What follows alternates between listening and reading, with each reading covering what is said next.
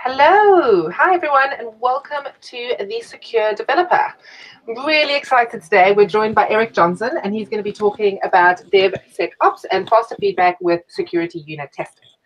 Before I get started, for those of you, if this is your first session, I'd like to introduce myself. My name is Sam Hepburn, and I'm the community manager here, and the human that is working behind the scenes to hopefully make all of this work. So if you have any feedback, questions, topic suggestions, anything like that, you can find me on the Slack or on Twitter. Please reach out. I'd love to hear from you. Mentioning Slack, Slack's actually the best place to interact with Eric today and our speakers in the future. So if you haven't already, if you're watching this from our website, you can just see there's a Slack icon at the bottom of the page. If not, jump onto thesecuredeveloper.com. Go join. You'll be able to join the Slack. And if you jump onto live sessions, that's where we'll be facilitating all the discussions and the questions, and I can get them over to Eric. The last thing I also wanted to mention was if you click on the cog on your screen, there'll be a resolution button. If you could just turn your resolution up to maximum, that's the best way to watch the session today. The Secure Developer is actually brought to you by a company called Sneak. Our aim is to create a vendor-neutral space to share knowledge and best practices about software security. So a huge thanks to them. But that's enough from me. I really want to introduce you to Eric and get started. So over to you, Eric. All right. Sam, thanks for having me on and organizing this whole thing. We know how much work goes into that. So kudos to you and the folks over at Sneak for setting this up. For the most part, was planning on just going through a few slides and maybe doing potentially some demos if we've got time at the end. So I'll kind of wave and introduce myself to everyone that's hopped on here. So my name is Eric Johnson. I have been in the application security space for, I hate to admit it, but over 15 years at this point. It's been quite a journey. I came out of actually a development background. So for those of you that are doing full-time development, I feel your pain from the security side. I played that game for several years for a large financial institution based here in the US. So I'm located in the state of Iowa in the US, which is kind of north Midwest. We're probably maybe an 8 to 10 hour drive from the Canada border. So we get a decent amount of snow and rain, and it's our spring here. So it is sitting at a nice chilly, probably 5 to 10 degrees Celsius, I would say at this point, with the wind whipping around, and I'm seeing things blow through my backyard and the window out here. So from the dev side, I slowly transitioned from dev to sec just because in the time frame we're writing all this code, it's the very first OWASP top 10 list comes out in 2003, and we've been writing code and just slamming it out on the internet for years, and suddenly folks are kind of looking at this list saying, there might be some problems in some of our systems related to these bad patterns that we've seen out there. So we started centralizing kind of security functionality and getting libraries put together to perform crypto and do validation and encoding, and a lot of the things I'm sure that other folks on this podcast have talked about. And as part of that, we came into a team that was kind of overseeing a lot of security, where we actually started doing full static code analysis scans of all source code, software composition analysis, which I'm sure Sam is very well familiar with. That was like many, many years down the road until we jumped into that realm. So I spent a lot of time as an auditor on a new team looking at all code that reach the internet for our organization. So if it's got our data, if it's got our kind of even our logo in a sense from a reputational standpoint, we got to come in and do full audits of those systems, read through all of the vendor source code, and kind of sniff out a lot of these secrets and kind of technical debt that they hid underneath the systems to get a risk assessment for, what risk are we taking on as a bank by onboarding this vendor and doing work with them. So 10 years of corporate AppSec life later, I kind of spun off into my own small consulting company doing this for small to medium-sized businesses, branched out.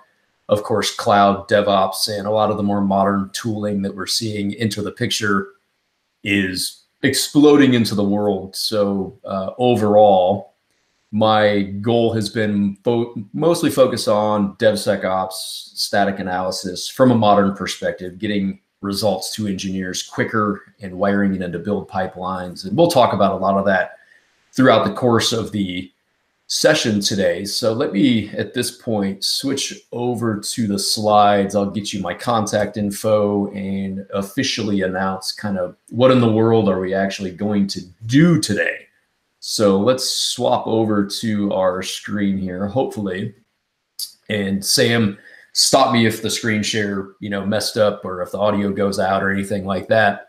It looks perfect. Let's carry on. All right, rock on, rock on. And now I can slouch in my chair because the video has gone away. So this is my time to relax. Today's topic, really, this is a piece of DevSecOps that just doesn't really get a lot of publicity, in my opinion. It's something that we've done forever in the dev space that security folks just fail to really take advantage of. So I call it faster feedback with security unit testing.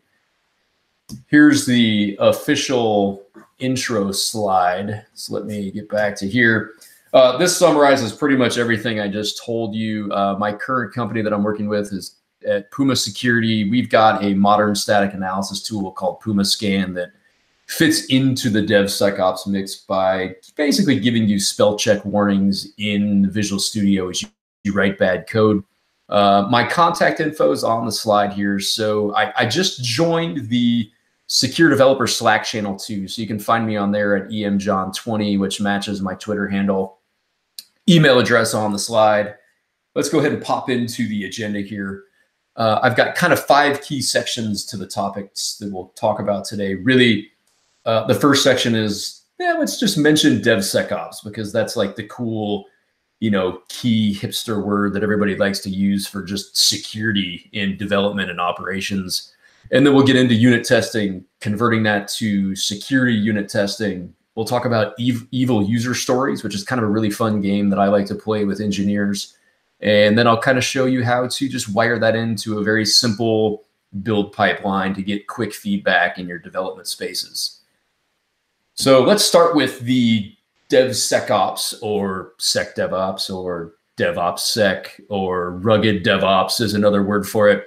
In my complete honest opinion, I like to just call it sound fundamental secure engineering is how I would describe it. This is kind of a loaded term, and this meme, and I have no idea who created this. So if you know who did it, give them my kudos, but I love it because it's a combination of all these crazy things built up into one awesome picture, which is a horse, a unicorn. Somehow there's a fire-breathing dragon in here. There's a cat with a 9mm gold gun sitting there. And it really summarizes all of the different goals and principles and parties that are involved just in DevOps in general. So where's the security piece? And the first bullet kind of summarizes it. Oftentimes, traditional security, they don't really like us very much. We like to say no to things and slow the organization down and not really help enable organizations to move faster. So it's really getting over that barrier and making security a first-class problem in the entire life cycle. From a dev perspective, we think of AppSec. So if you have somebody that comes on from OWASP, Jim was on here, I believe, and I noticed Tanya was also in the history. When you talk to them, they're all about AppSec, AppSec, AppSec. That's what DevSecOps means to them. And from a dev perspective, yes, but you think about operations. The folks that are actually building your environments out, provisioning servers, building out your gold images, your gold Docker images, building out your cloud networks. AppSec doesn't really apply to those spaces, but the concepts completely carry over. They might have unit tests that actually run against an operational infrastructure.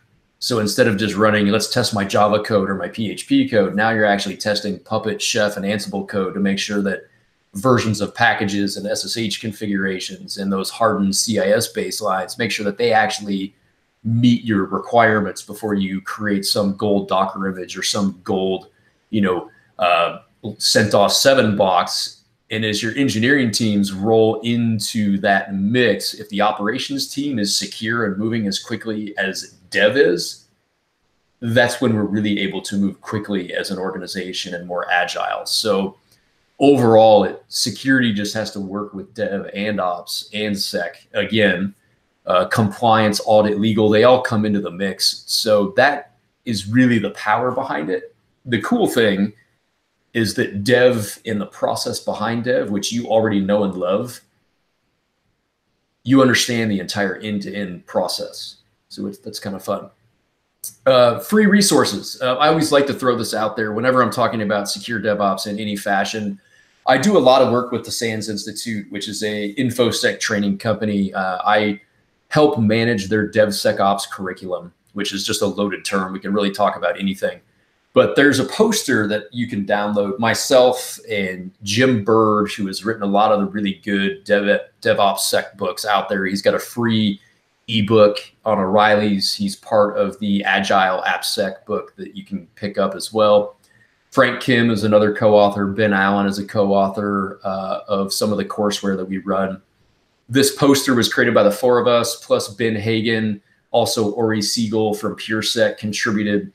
It's got a ton of information on it, but along the right-hand side, you can see that we've got this secure DevOps tool chain, which has our phases of pre-commit, commit, acceptance, production, and operations, and just about every single open source tool that we're aware of that you can use to actually build out a DevSecOps tool chain at about a $0 cost. So that's something that, we update this once a year and add new tools in, take other things off. That's a great resource for just seeing what's involved there. Ben Hagen at a Cloud Insecurity Summit last year released kind of his version of the Cloud Security Top 10. So it's kind of a really popular, here's top 10 things to think about as you're building out cloud resources and infrastructure. We've also got the Serverless Security Top 10, which was commissioned by Ori Siegel from PureSec. It's now, I believe, an official OWASP project. So that is in beta, I believe. So as you're moving down functions as a service, you can take a look at his top 10 list and kind of see what are the bad things that can go on in the world of functions and function security and things like that. So great resource out there. Feel free to drop that short URLs up on the top of the slide there. If you've got questions about that, feel free to reach out. The last thing that I will mention before we dig into one of the 20 controls that you're seeing on this slide is this is the big picture. If you're doing dev, ops, sec, and cloud, there's about 20 different critical security controls is what I call them that you should wire into your end-to-end picture of what security should look like in this ecosystem. Today, we're picking on one of these, which is in the second column, the second one down, security unit tests, which is one of my favorite features actually inside of this whole critical security controls list. It actually starts in the pre-commit phase. And pre-commit, just from a definition standpoint, these are all the things you can do before you've actually written code. So the first thing you can do before you write real code, and this gets into test-driven development a little bit, is write failing and passing test cases to make sure that your code is actually going to function the way that you hope it will when you implement whatever this feature is. So this is step one. Mature systems and those that are in test-driven development shops, they've done this forever. And the whole idea is to exercise your entire code base through unit tests. Typically, thousands of these things exist. And your code coverage is kind of measured on, how much of your code did you test in that process. Engineers love these. They're pretty easy to write. They're pretty easy to change. They typically execute quickly, and you can execute them in your code editors and in your continuous integration pipelines. And all of you that are listening to this saying, oh my gosh, this is supposed to be about security, right? Engineers have done this forever. The big piece to this is that last bullet that legitimately just says this is rarely utilized as a security control. So my entire goal for this discussion is to shift your thinking towards how can I leverage unit tests to actually find bad code inside of your organization or your system or whatever it be. Lots of different tools here. Now, In the demos, I'm using XUnit because most of the code that we write in our organization is focused on the .NET ecosystem. .NET Core is our current platform that we love because it's cross-platform and it's very nimble and easy to use. XUnit powers that. If you're using Java, JUnit, Mocha for Node, RSpec for Ruby, Python, it's got PyUnit. There's also many, many, many more options than what's on the slide. The goal is whatever your framework is, whatever you're using, pick one. And as the meme says, the testing is coming. So we start writing these things out. Now let's take a look at one example. Now this is an XUnit test case. The most important lines are actually line 1 and line 2. This is my favorite part of XUnit. In the XUnit world, you can actually create test suites in an instance by just creating this theory that says, okay, the inline data elements that follow it.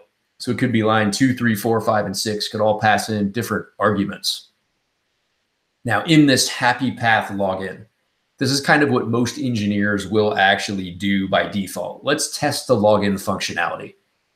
And in this example, we've got some user with their super secret password, and we're just checking the status code of 200 and saying, yes, you should be issued an authentication token.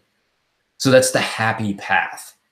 We're expecting the login to succeed. And that's important to note that we're only testing the positive test result.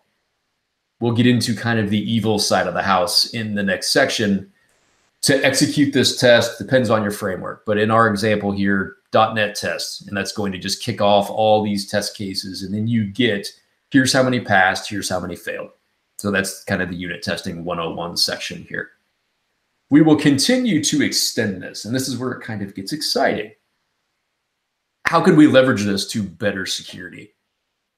And hopefully the wheels are spinning in your head and you're thinking, wow, I could actually perform a lot of security testing just leveraging the unit tests that maybe already exists inside of an application. Because I'm weird, and that's immediately what I think of. When I see unit tests written, I'm just adding in sprinkling negative test cases all over the place. Where can this be useful? How many of you, and I'm saying this expecting lots of you to raise their hands, have run some sort of a non-targeted, maybe just generic scanner against your system? It could be something as basic as OWASP Zap, just running a Zap scan against the system, or running some sort of static code analysis tool that looks for bad patterns. They all have rule patterns, and I build static analysis tools now pretty much day in and day out, and I would never say that it is as accurate as it could be or should be. They all have lots and lots of false positives. They all have lots and lots of false negatives. How many tools out there or software components do you know that sell and make lots and lots of money when they have almost a 90% failure rate? Just something to think about. All of the false negatives that occur in these tools can easily be discovered by writing custom security unit tests to go along with your more normal unit tests. So here's where we start to make the transition. Engineers by default, we like to test the happy path. That's what I call it. The happy path is that login method you just looked at. Did we successfully log in? InfoSec teams, on the other hand, you know, they're kind of the weird people, right? They're the ones that say, oh, what could I do to this screen to attack it? So if you're on a login page and you're an attacker, what do you do to attack that thing? You're probably going to pick some common account like admin, for example. That's usually the first thing I test is, you know, what can I log in as admin? Now, what you can do is work together with InfoSec to think up new test cases and to say, you know, we just tested the happy path login. What if we added another case to that where we said, can I log in as admin? And it always returns a failed 400 or 401 or 403 result, whatever your system does, and never, ever actually logs the attacker in. Can I take a user account and log in unsuccessfully 5 times and actually make sure that my lockout policy is being enforced? So by working together, you can build a ton of custom security controls for a system. Where do you get started? I've got 3 resources, 3 tools on the slide. And for anyone that's hoping to grab a copy of this, I can post these PDFs, on my blog, or I can pass them over to Sam and she can pop them up on the podcast or, wherever people host these things. You can always get back to these. But step number 1, this is an OWASP project. The application security verification standards provide a great resource for just thinking of evil negative test cases for you to drop into your systems. So that's kind of step 1. It's a quick read. And it's honestly something that most engineers in the organizations should probably have to read before they're working on sensitive systems anyway. And then we take that to the next step. Now, there's a Twitter personality. Her Twitter handle is at Mrs. Y is Y. On her blog, she posted this user security stories blog post that had this PDF. And what it was is it took the application security verification standards and it turned them into evil user security stories and abuse cases. I saw the blog, and I think Dennis Cruz, who I believe is also out in the London area as well, dropped in and looked at this thing one day. And I kind of sent Dennis a message and said, it would be really cool as if we could convert this to Markdown and actually put it in a Git repo so folks like yourself could fork it, clone it, customize it, even merge in their own custom user security stories. So we did that. The Markdown is now in an OWASP GitHub repository called Evil or User Security Stories. So you can go check that out.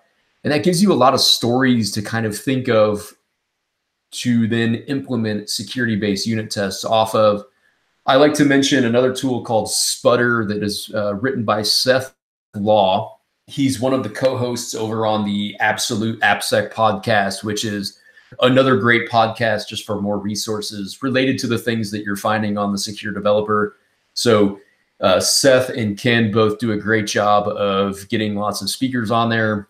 Seth did a talk at Black Hat back in 2017 out at the Black Hat Asia, where he went into a lot of what Sputter does and how to use it. But in a very short sentence, it is a payload unit test repository. So if you want different evil SQL injection characters that maybe you can just write a quick unit test to kind of fuzz an endpoint without running a full out static or dynamic analyzer against it, you can just drop in 6 tests with 6 characters and see if any 500 results come back to slowly introduce kind of fuzzing even into your unit testing. So it's a great repository for seeing the types of things that we're talking about. So building the test suite, we've gone through the resources to build the abuse cases, the user stories, write your user stories into security stories, and then start writing code. This is where it gets easy. The engineers say, all right, well, I know what the evil test cases are. Let's start writing those into code. And then we make sure that they never work. And now you've got defensibility built into your system. This runs on every release essentially in your build pipeline if you set it up that way. Starts to harden your coverage. From a security perspective, what I would recommend is focus on high-risk code first. If you don't have any of these, we start with high-risk code, business logic flaws, the types of things that scanners historically suck at finding.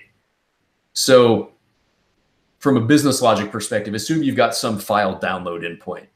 No scanner is ever going to locate the fact that Eric should not be able to log in and download Sam's account statement, for example. So scanners aren't going to find that. They don't know contextually if that should or should not be allowed. This is where unit tests are powerful, because you can write a unit test that logs in as user A and then tries to download a file from user B's account, and that should always return a 403. And if it doesn't, you've got a gaping security hole there. So those are the sorts of things that we can start thinking about. The term high-risk code, someone always says, Eric, what in the world is high-risk code?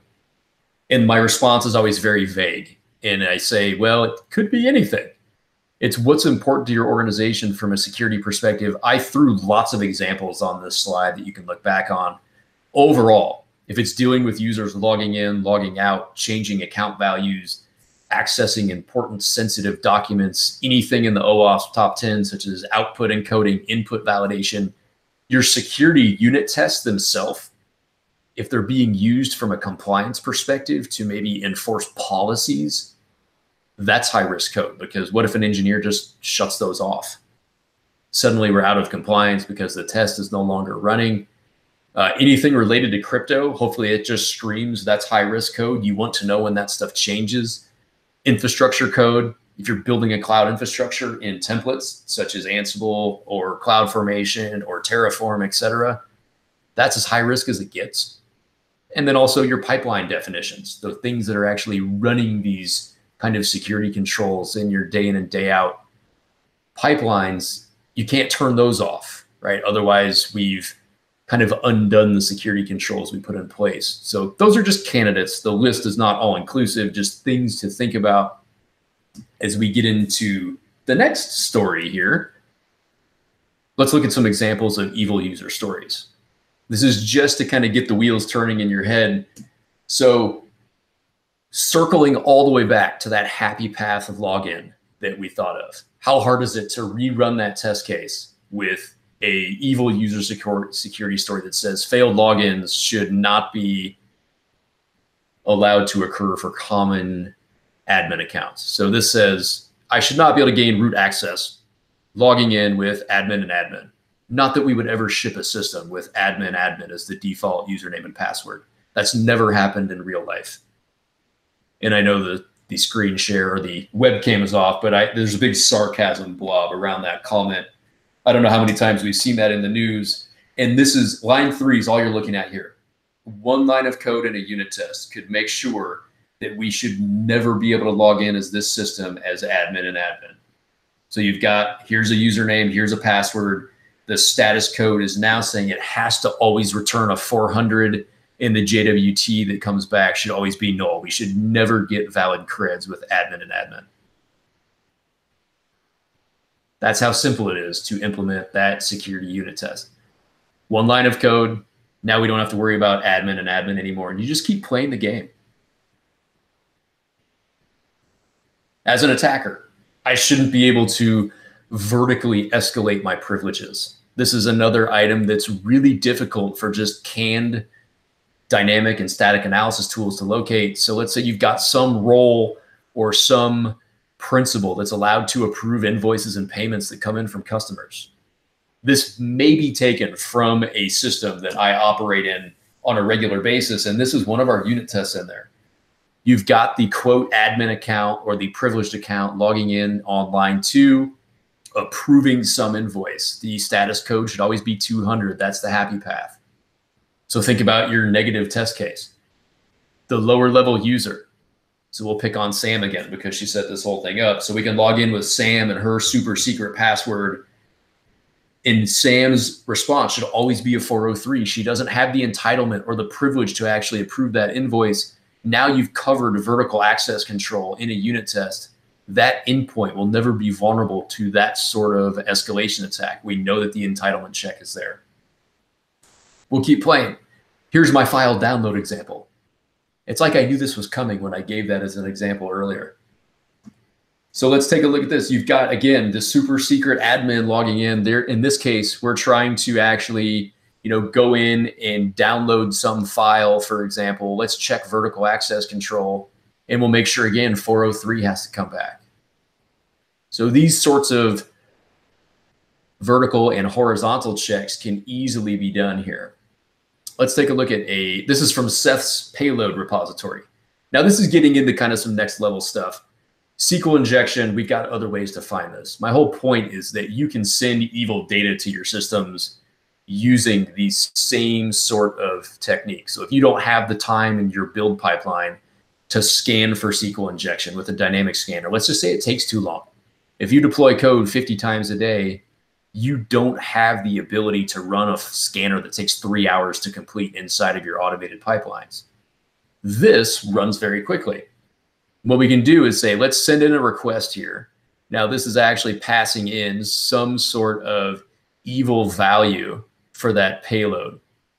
And we'll put in a space, a parenthesis, a tick mark, a hashtag, the common sorts of characters that might get in here and actually cause a 500 response to come back if it's vulnerable to SQL injection. And we make sure that it always just returns the 404 not found. Now you're starting to actually do some fuzzing in here, which is kind of fun. High-risk code changes. This is my favorite. You remember those high-risk files I showed you where dealing with authentication, authorization? Monitoring those for changes in DevSecOps is huge because you need to be able to stop a build and stop a team from moving quickly if they modify some file that might be very important to invoke a security review. So in our example here, we've got this account controller on line 2, and we've got this checksum associated with it. The only responsibility of this unit test is to just verify that the file has not been changed. So if we haven't touched it, the checksum is the same, the unit test moves along. If I come in here and change the account controller, the pipeline's going to stop. And in the real world, I would have another line under 15 that maybe sends off a Slack notification to the security team to alert them if one of these files is modified. So that can easily open up kind of a security review. We can do a differential on that pull request, for example, and make sure that the code is secure, make sure it's what we want it to be. And then we can come in and adjust this checksum, and then the build pipeline will just pick up and start running again after we've done the review on that high-risk code. Hopefully, and I know I've gone through this relatively quickly, but it's really just a bunch of negative test cases that we can wire into the system to get us to the point where engineers can run that pre-commit, and then we start building it into our continuous integration pipelines. So this is where we start to have more fun, right? Now we can automate this once the code is there.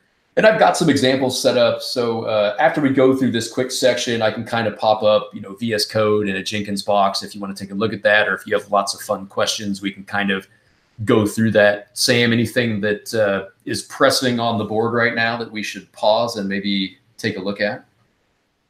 At the moment, no, I think we're good to carry on. But as Eric said, any sort of questions, please pop them in there and I will get them over to him. But so far, so good. So let's carry on. All right, rock on. In this moment, this is where we take all of our hard work pre-commit and we know that we can run it locally. And we're going to take that and kind of move it out into our build pipeline. So up to this point, let me actually just pause here and I'll kind of switch the screen share over to some examples that should look pretty familiar to you after what we just talked about. So here's a theory, here's some inline data on line 43, 44, and 45. And what I've got set up, and I just ran the .NET test, so you can see in the terminal down here, we've got 8 passing test cases and 2 are failing. So the engineers at this point know, hey, we've got some things that we need to fix.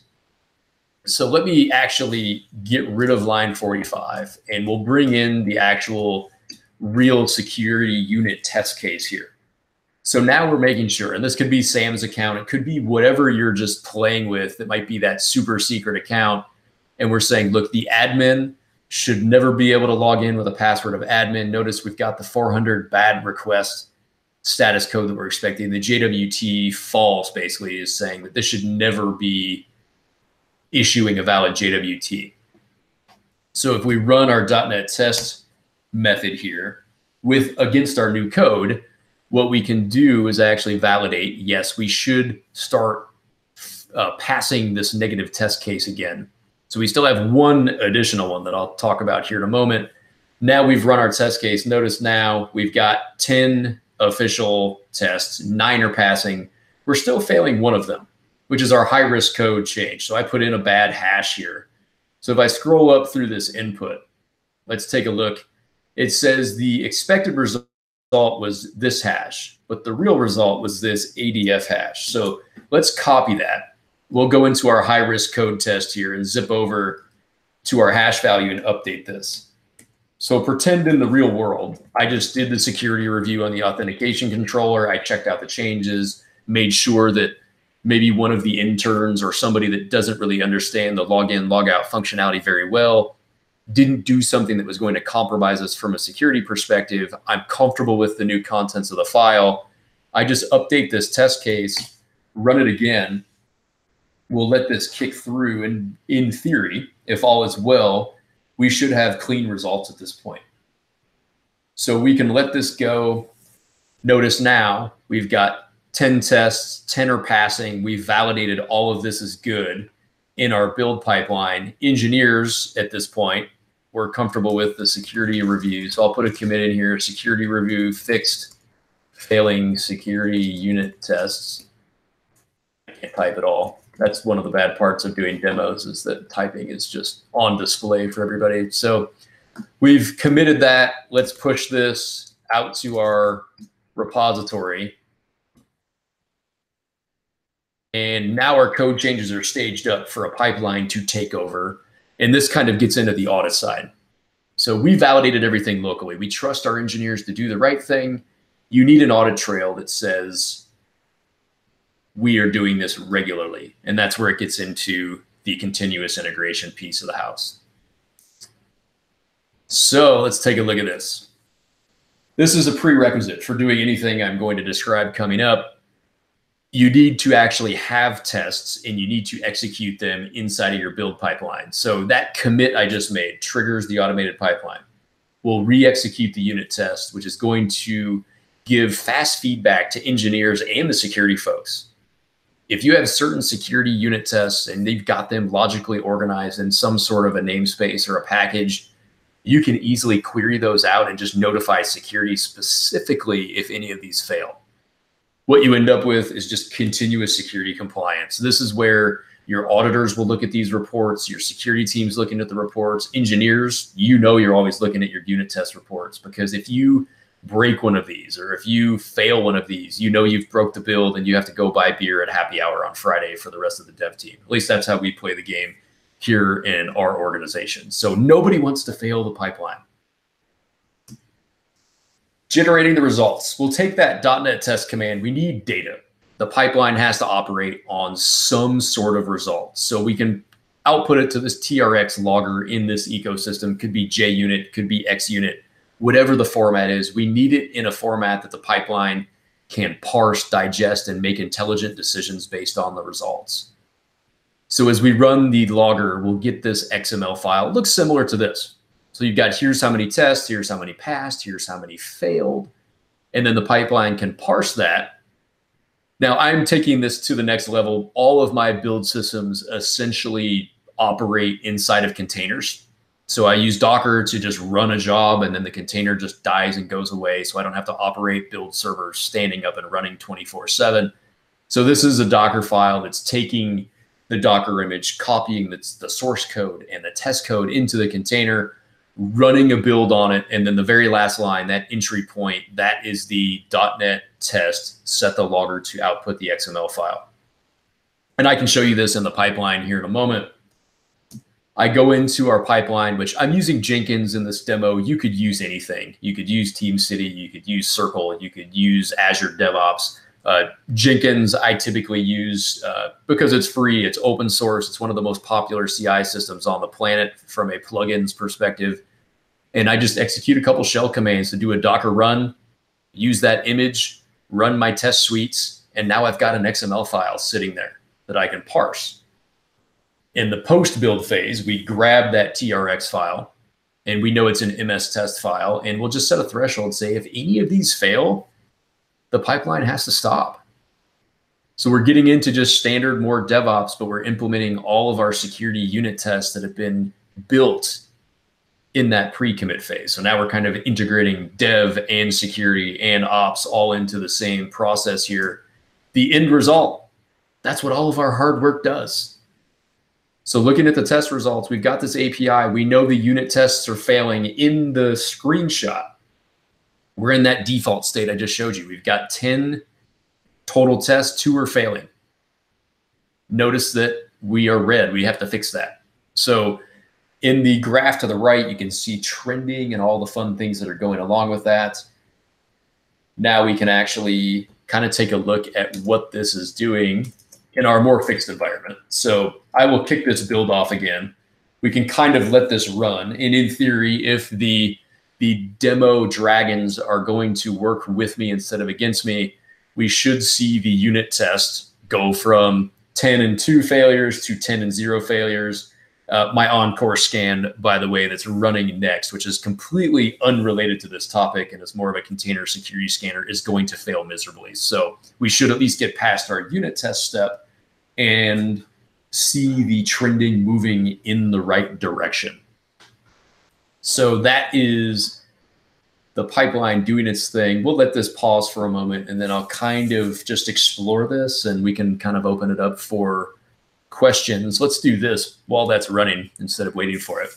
Keys to success. This is my summary slide. So that means that we are officially to the end of what I am planning on talking about today. Security teams in general, this is just me working with AppSec and InfoSec teams for a long time, often don't view unit testing as a powerful security control. My number one takeaway for you as devs in this space is to stop paying for these glorified, super expensive scanners to find problems and spending tons and tons of resources customizing them to make them work. And instead, you can just write really effective security-based unit tests to find those same low-hanging fruits that usually show up in your scans. That's the biggest takeaway for dev in this ecosystem.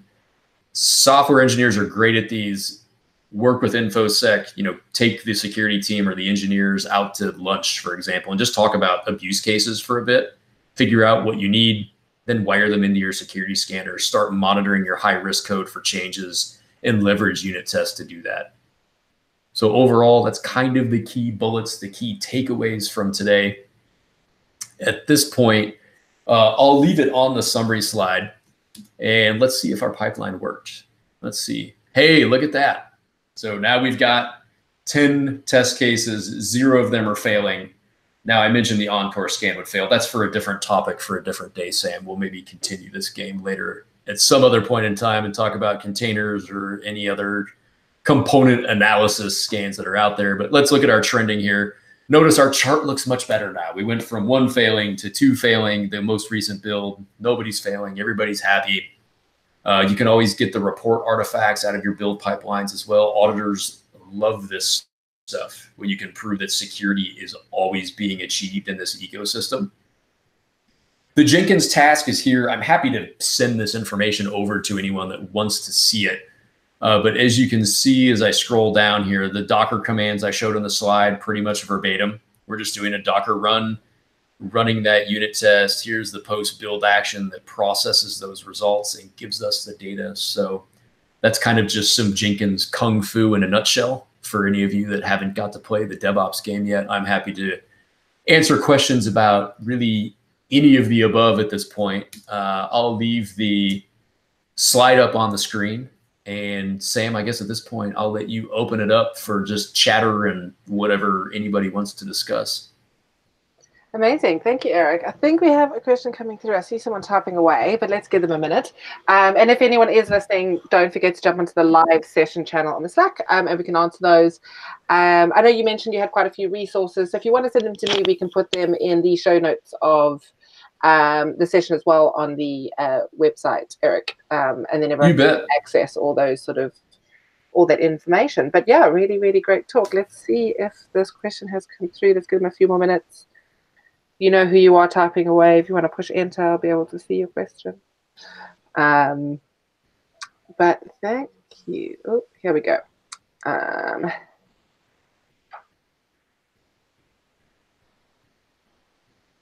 So I'm going to butcher this name. I'm very, very sorry about that. But Soy Maya would like to know how you can use Spurt. Am I saying that right? Sputter, yeah. That's it. To create, let's say, I don't know, SQL injection payload from our test cases. Oh, that's a great question. So Sputter itself, and Seth's talk, if you go out to the Black Hat archives to take a peek at that, he's got test runners built into it for, and he's going to slap me for not getting this right, but I know Spring Boot's in there. I know .NET Core's in there. I'm pretty sure Python is in there, and I want to say maybe Ruby, but don't quote me on it. Just check out the repository. And the idea is that you create this definition file. So you can create, here's the list of all the endpoints I want you to go out and fuzz, in a sense, for me. So you can say, okay, here's this /API / get accounts endpoint or whatever, and you define all the parameters. And in your config file, you just set that up. That's it. What Sputter will do is when you execute it, it's a Python script, and you can run it from your CI builds as well. It goes in and it tests all of the endpoints and all the parameters in your configuration file for the various SQL injection payloads, cross-site scripting payloads. I believe he's got like XPath and LDAP, and he's got these really just short, concise 5 to 10 character payload lists inside of the framework. So you don't really have to do anything except define the endpoints in your config file and then add that job into your build process. It takes care of the fuzzing. Seth has predefined all the payloads for you. So you don't really have to know a lot. I mean, you should read the payload lists. I would highly encourage you to do that so you know what it's looking for. But all you have to do is just define, in a sense, kind of a Swagger API style configuration. And it does the heavy lifting and the scanning for you and tells you about anything bad that may have resulted from the scan. Cool, amazing. Thank you so much, Eric. We don't have any other questions on the Slack channel at the moment, but as I mentioned before, if anyone does have any questions, pop it on there. Eric is also now in our Slack group, and he's at emjohn20. But if you put in there, I can tag him in. And please, if you're watching this at a later date and have questions, I'm sure Eric wouldn't mind answering them as they come in. So if you're not watching live now and you watch it later, please pop your questions in there and we can get them answered. But again, thank you so much, Eric, for your time today. Hopefully this is not the last time we have you on, and it seems like there are some follow-on sessions that could be had. So thank you very much. You bet. Thank you. Perfect. For anyone that is listening, this session will go live on thesecuredeveloper.com any minute now. I just have to put it up. So you can rewatch it, share it with friends, rewind and go back to any of sort of those references that Eric mentioned. But as I said, we'll also put a resources folder with all of the documents. If you enjoyed this, as I said, please share. We're trying to grow the community and get everyone to know about it and give me any feedback. Our next session will be in 2 weeks' time, and it'll be led by Sam Newman. He's going to be more doing microservices security talk on insecure transit. So please have a look out for that, but I will remind you about it, and that's in 2 weeks' time. But that's all for today. A huge thank you again to Eric, and have a good evening or day or morning or wherever you are in the world. A good time.